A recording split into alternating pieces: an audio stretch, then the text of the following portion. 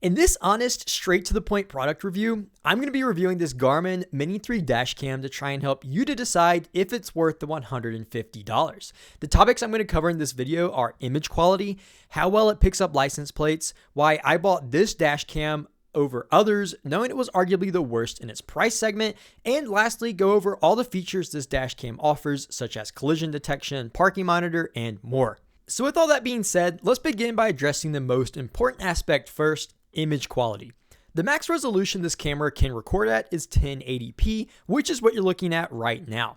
And to be blatantly honest with you about the quality of the videos, while it definitely could be better and leaves a lot to be desired, it is acceptable and accomplishes the point of having a dash cam. If someone were to ever cause a wreck and you're not at fault, they cut you off, try to commit insurance fraud, name all the insane things that could happen while you're out driving, this dash cam has good enough resolution to provide video evidence should it ever be needed. However, as I said, the resolution could definitely be better. If you're watching this on a small screen such as your cell phone, you might not see it, but if you're viewing these videos on a computer monitor or tablet, there is a ton of digital noise and the footage is extremely grainy. It's also worth pointing out that depending on the lighting outside, it can mess a lot with the coloration of the image. These videos right here looking at, everything is like extremely yellow and has this like slight green tint to everything, which is really interesting. But if you take a look at these videos, they don't look like that and they look more normal. So like I said, just depends on the lighting outside. So continuing on, and just for an interesting comparison,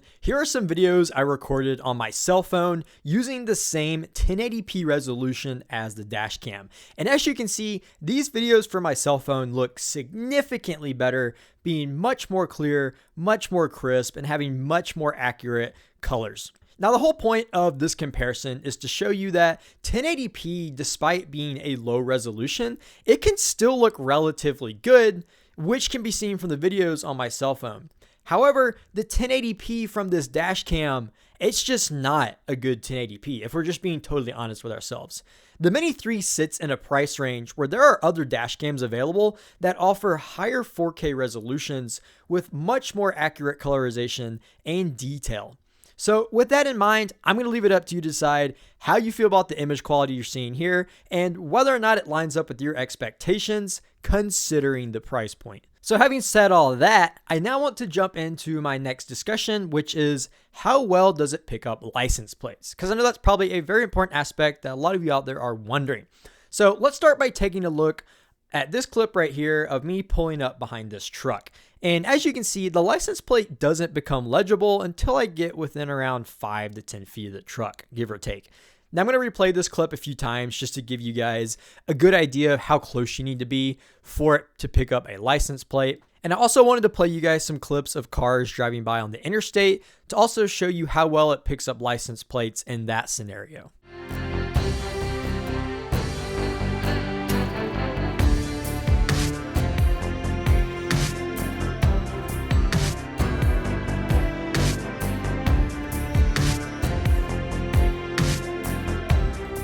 Okay, so now that we've addressed the topic of image quality, I now wanted to move on and discuss the main reasons of why I bought this Garmin Mini 3 dash cam over all the others on the market, knowing that it was by far possibly the worst option to choose from considering the price point. So here are the main reasons why I bought this dash cam. Number one, Garmin is a well-known, established, and reputable brand. Reason number two, I was not wanting to spend more than $100 on a dash cam, and I purely just wanted something that had good enough quality to show other cars on the road should video evidence ever be needed, which, as we established earlier in the video, this dash cam does just that. Now, quick FYI, I purchased my Garmin Mini 3 for $100 during Black Friday from Best Buy. Reason number three, I didn't want some random Chinese dash cam off of Amazon like Red Tiger or something like that, which pretty much eliminates anything halfway decent at or under $100 if you remove all the Chinese brands. Reason number four, I wanted a dash cam that didn't have a lithium-ion battery in it. Because if you ask me, that is just asking for trouble when you've got a lithium-ion battery that is just baking in the dash of your car during the summer heat. That's just, I don't like the thought of that. All right, reason number five, I really liked the simplicity and minimalism of this dash cam. It has a super intuitive and easy to use app as well, which was also a very big selling point. All you got to do to set up this dash cam is plug it into your cigarette lighter or USB port, sync it with the Garmin Drive app, and that's literally it. You don't have to give away all your personal information or even make an account to activate this device. Like I said, simply download the app, pair it via Bluetooth, and it's ready to go. And I just want to foot stomp how easy and intuitive the app is to use, as well as the dash cam. That was a really big selling point for me, and I am all about intuitive and easy to use tech that just simply works well. So with all that being said, and now I want to shift the discussion toward the actual features of the Garmin Mini 3, specifically things like how do you start and stop recordings, its audio recording capabilities, whether it's good or not, the always on parking monitor, whether it displays your driving speed and the footage, and lastly, the collision detection settings. Okay, so the first feature to discuss is simply how do you turn it on when you get in your car? And that's a really easy answer. Once you have it all hooked up and plugged in, it turns on when you turn your car on, and it just automatically starts recording. Now, one quick note, the dash cam does not come with an SD card, so you will need to purchase one separately. I've included a link in the video description below to the SD card that I personally use in mine if you want to purchase it. And the nice thing is once your SD card fills up, the dash cam will automatically delete the oldest unsaved footage and replace it with new recordings. So you never have to worry about manually clearing space. It just takes care of all that for you. And on the topic of deleting videos or saving videos, this dash cam does have a voice command feature, which works in the following way. All you have to say is, "Okay, Garmin, save video." And it will save that footage that it just captured 30 seconds into the past. And once a clip is saved, it will never be deleted from the SD card until you manually delete it. So if it records a video from like a collision, or if you manually tell it to say, "Okay, Garmin, save video," none of those videos will ever be overwritten by new footage unless you manually personally delete them from the SD card yourself. All right, moving on. The second feature to go over is the audio recording. And this is something you have to turn on in the app, and it doesn't already come pre-enabled. So if you want your dash cam to also record audio with the video, you'll need to make sure you go into the app and also enable that. But out of the box, the audio recording is really, really good. Take a listen to these clips of me talking in the car, just so you can hear how good it is. But yeah, I don't really know what to say. This is just to give you an idea of how good the audio quality is. If you're talking in the car, you get into a wreck and you scream, you're like, "Ah, look at that crazy person, oh my gosh!" But yeah, that's all. All right, third feature to discuss is the parking monitor. It does in fact have a parking monitor feature, but, big but here, because this dash cam only comes with a cigarette lighter, you cannot use the parking monitor feature because the cigarette lighter does not provide it power when the car is turned off.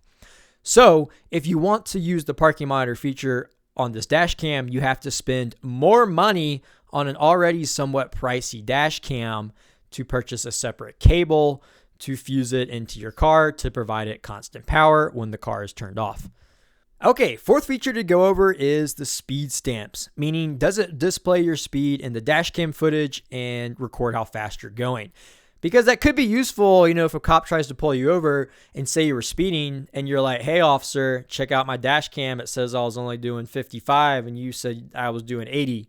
So, quick answer though, the app shows that it has a speed stamp recording feature, but it doesn't actually seem to work, at least on my dash cam, because as you can see, I have it toggled on, but it doesn't actually appear anywhere in my videos. So I'm not sure if this is just a glitch on the app or my dash cam or both, but yeah. All right, now last but not least feature to go over with this dash cam is the collision detection feature. So upon a collision, high G-force, sudden deceleration, this dash cam is supposed to automatically save the last 30 seconds of recording to a permanent file that will not be overwritten on your SD card. And lucky for you, I actually almost got into a wreck while in the process of making this video, so I can prove to you and have video evidence that the collision detection settings do work very well on this dash cam. So as you'll see in this footage, there's this red Miata on the right hand side, and he swerves over, almost clips the front of me. In the process of that happening, I slammed on my brakes, blew my horn at him, and the dash cam recorded an event of that. And what's interesting about this, and I think important for you as the viewer to know, is that I'm a very crazy driver. I get heavy on the brakes, acceleration stuff a lot, and I've never had the dash cam accidentally record a collision detection when it was just me driving crazy. So it somehow happened to know that in this instance, this situation, something was different, and it recorded a collision detection event, which I think is super neat. So in summary, this is the Garmin Mini 3 dash cam. Overall, I would say it serves the purpose of having a dash cam, although the image quality could be better considering the price point. The image isn't terrible, but seeing as you can buy 4K dash cams for the same price, if not less, I am going to have to give it a strike there. And also do take in consideration, it doesn't come with an SD card, which is going to cost you another $20, $30 on top of the already $150, $100 price tag. But end of the day, it is up to you to make a decision and decide for yourself if it's worth the money. I'm just purely here reviewing this product for you, trying to help you make an educated decision. So I hope you found this video helpful and appreciate my straight to the point review style without all the fluff and BS. If you did, be sure and leave a comment below. Give the video a like as well, because that really helps the algorithm and other people to see this video.